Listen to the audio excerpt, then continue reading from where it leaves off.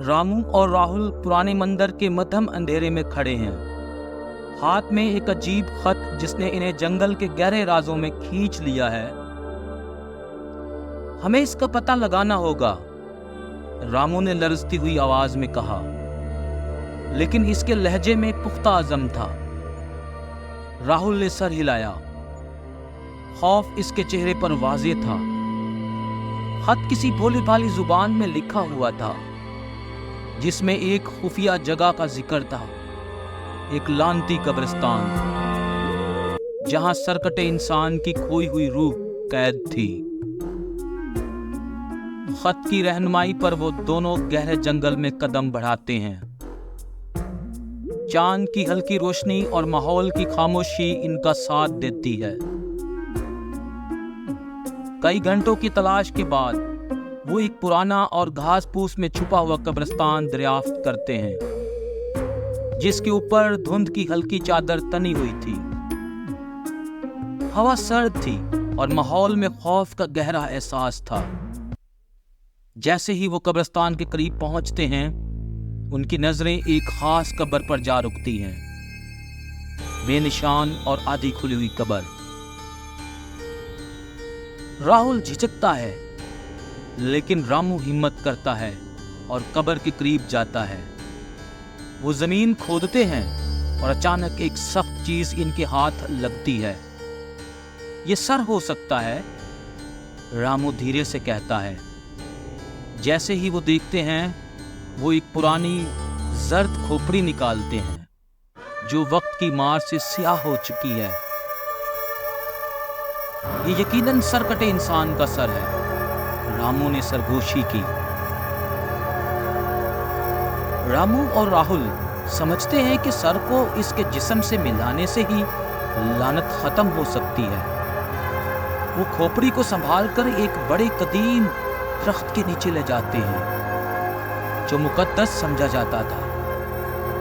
उन्होंने जमीन में एक छोटा सा घड़ा खोदा और खोपड़ी को दफन कर दिया, दुआ करते हुए कि ये अमल इस भटकती हुई रूह को सुकून दे। जैसे ही खोपड़ी दफन होती है, माहौल यकदम तब्दील हो जाता है। हवा जो पहले ठंडी और भारी थी, अब हल्की और खुशगवार हो गई। एक खुशगवार हवा कब्रिस्तान में चलने लगी और वो दोनों महसूस करते हैं कि सरकटा इंसान की मौजूदगी अब ज्यादा वहशतनाक नहीं रही। वो रूह जो पहले भटकती और खौफ फैलाती थी, अब पुरसकून हो गई थी। सरकटे इंसान का जिस्म आहिस्ता आहिस्ता धुंधला होकर गायब हो गया और सिर्फ खामोशी ही बाकी रह गई। इसके साथ ही जंगल पर छाया हुआ खौफ भी खत्म हो जाता है। जो जगह पहले दहशत की अलामत थी, अब वहां सुकून और इत्मीनान का एहसास था। रामू और राहुल एक दूसरे की तरफ हैरत और तसल्ली से देखते हैं। ये खत्म हो गया है, राहुल ने दिल की धड़कन संभालते हुए कहा। इनके दिल में जो खौफ और बेयकीनी थी, वो जैसे धुआं बनकर उड़ चुकी थी। अब बगैर किसी खौफ के वो दोनों कब्रिस्तान को छोड़कर वापस गांव की तरफ चल पड़े। चांद की रोशनी इनका रास्ता रोशन कर रही थी और जंगल जो पहले डरावना लगता था, अब एक आम सी जगह लगने लगा था। कोई सरगोशी, कोई अजीब साया इनका पीछा नहीं कर रहा था, बस कुदरत की खामोशी थी। सब कुछ साफ और हल्का महसूस हो रहा था। वो गांव के चौक में पहुंचकर रुक गए, जैसे वो तस्दीक कर रहे हों कि सब कुछ ठीक हो चुका है। शाम के वक्त रामू और राहुल एक छोटी सी आग के पास बैठे हुए थे, अपने तजर्बे पर गौर कर रहे थे। मुझे नहीं लगता था कि हम जिंदा वापस आएंगे, राहुल ने एतराफ किया। इसकी आंखों में अब भी हैरत की झलक थी।